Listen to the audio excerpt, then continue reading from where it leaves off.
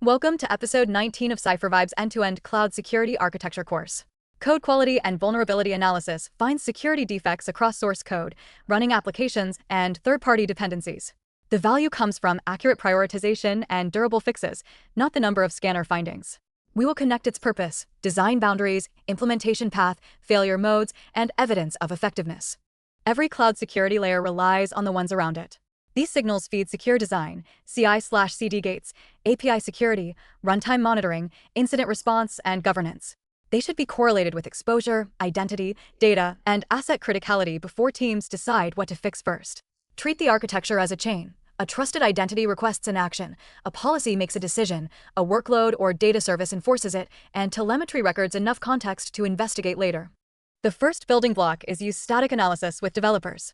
Run static analysis early enough that developers can fix issues in context, focus gates on high confidence and high impact rules, and provide precise remediation guidance. Tune false positives transparently rather than leaving teams to learn that the security signal is mostly noise. The second building block is test behavior dynamically. Dynamic testing evaluates a running application and can reveal configuration, authentication, and runtime issues that source analysis cannot see. Define explicit authorization, protect test data, include authenticated paths where appropriate, and avoid interpreting a lack of findings as proof of security. The third building block is manage dependency risk.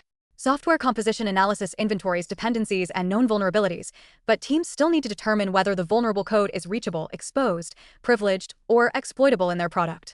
Assign update ownership and support an exception process with compensating controls and expiry. The fourth building block is prioritize by real impact. Prioritize findings using internet exposure, sensitive data, privilege, exploit conditions, known exploitation, business importance, and available mitigations. After remediation, verify the deployed application and dependency graph rather than closing work solely because a code change merged.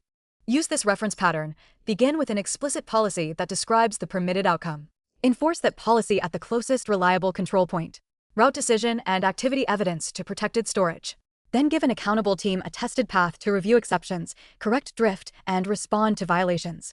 A practical program combines code, runtime, and dependency signals with application context, then routes only actionable prioritized work to teams that can verify the fix in a deployed environment. Implement this layer in a sequence that preserves evidence and limits blast radius. First, inventory applications, owners, repositories, dependencies, and exposure. Second, start with secrets, critical SSD rules, and high-risk dependencies. Third, add authorized dynamic testing for priority public applications. Fourth, enrich findings with data, identity, exposure, and exploit context. Fifth, measure verified remediation and recurring defect causes. Prefer pilots with a named owner and rollback plan over an unmeasured organization-wide switch. The best rollout is one where a normal workflow succeeds, an unsafe path fails closed, and the team can explain the decision from logs rather than intuition. Security architecture fails most often through assumptions, not dramatic movie-style attacks. First, blocking every commit on low-confidence findings. Second, scanning applications without authorization or test data controls. Third, treating CVSS alone as business priority. Fourth, closing a ticket without proving the runtime behavior changed. A configuration screen is not assurance. Collect evidence that the intended control applies to the correct scope and that violations become visible.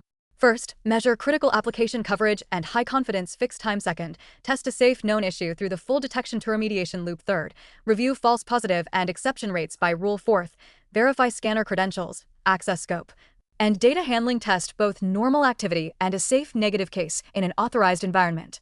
Record the expected decision, the evidence location, the owner who reviews exceptions, and the rollback method. Repeat after platform changes, new integrations, or major shifts in business use. For a practical exercise, create a triage policy for a fictional internet-facing API that includes one SSD finding, one DSD result, and one dependency alert. Use synthetic information or an environment you own or are explicitly authorized to administer. Deliver a one-page diagram, a concise control statement, a list of expected audit events, and one test for an allowed path plus one test for a denied path. This artifact is more valuable than a screenshot because it explains the reasoning behind the configuration. Before scaling this layer, ask 5 review questions. Which assets, identities, or environments are in scope? Who owns the desired state and exception decisions? Which enforcement point can reliably apply the rule? Which records prove the decision and retain enough context for an investigation? And how can the organization revoke access, contain impact, or roll back safely when a control fails? Good architecture makes these answers explicit and testable. The key lesson is that code quality and vulnerability analysis becomes dependable only when design, policy, enforcement, evidence, and ownership move together.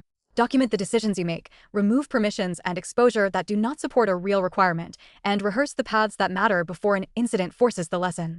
Continue through the next episode to connect this control layer to the rest of the CipherVibe cloud security architecture.